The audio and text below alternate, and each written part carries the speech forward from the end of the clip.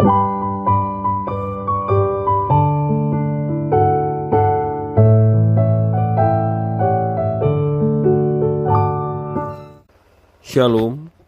devosi Yesaya pasal 7 ayat 1 sampai yang ke-9, demikian firman Tuhan. Yesaya dan Raja Ahaz. Dalam zaman Ahaz bin Yotam bin Uzia Raja Yehuda, maka Rezin Raja Aram dengan Pekah bin Remalia Raja Israel menuju ke Yerusalem untuk berperang melawan kota itu. Namun mereka tidak dapat mengalahkannya.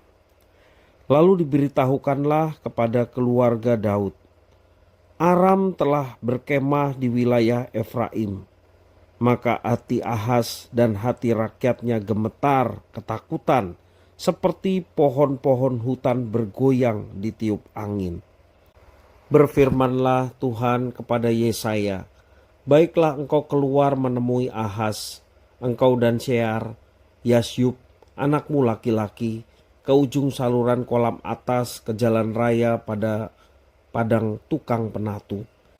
Dan katakanlah kepadanya, teguhkanlah hatimu dan tinggallah tenang.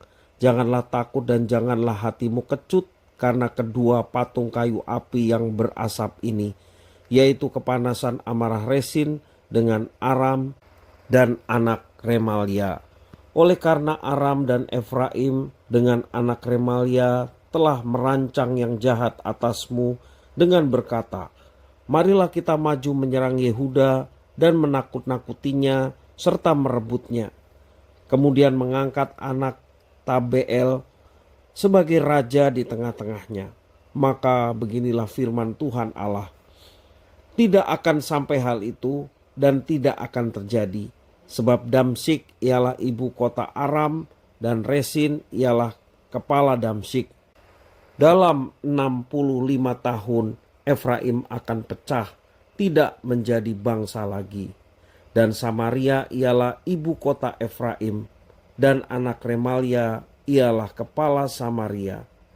Jika kamu tidak percaya, sungguh kamu tidak teguh jaya. Bapak Ibu saudara-saudara yang dikasihi oleh Tuhan, pernahkah Bapak Ibu saudara mendapatkan tekanan atau intimidasi atau ancaman dari pihak yang lebih kuat? Biasanya hal seperti ini akan mendatangkan kepanikan, kegelisahan, bahkan ketakutan yang menguras tenaga dan pikiran. Bisa saja ini menyita fokus hidup kita.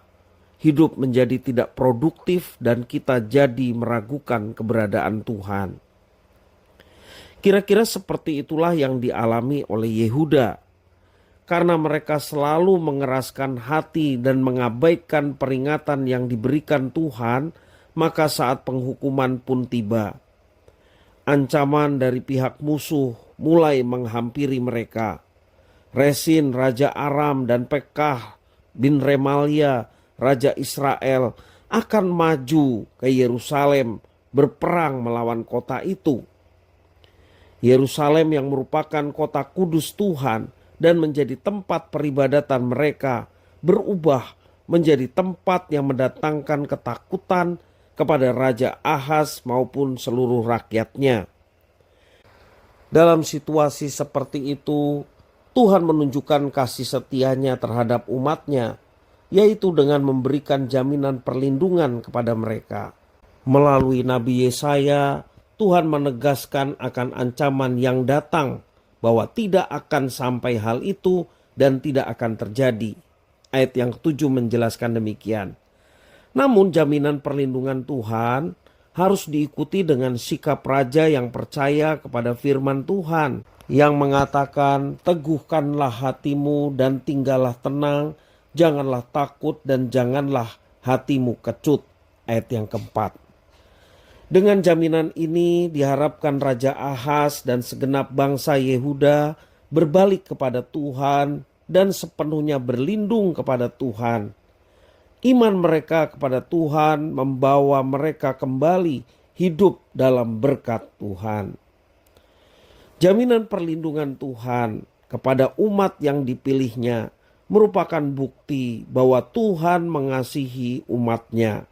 Sekalipun mereka memberontak, Tuhan mengasihi umat-Nya dan ingin umat-Nya bertobat dan berbalik kepadanya.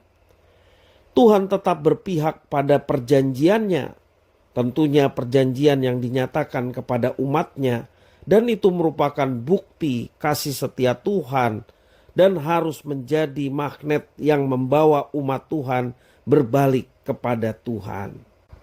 Marilah kita merespon kasih Tuhan secara patut dengan hidup sesuai dengan firman-Nya, sesuai dengan kehendak-Nya.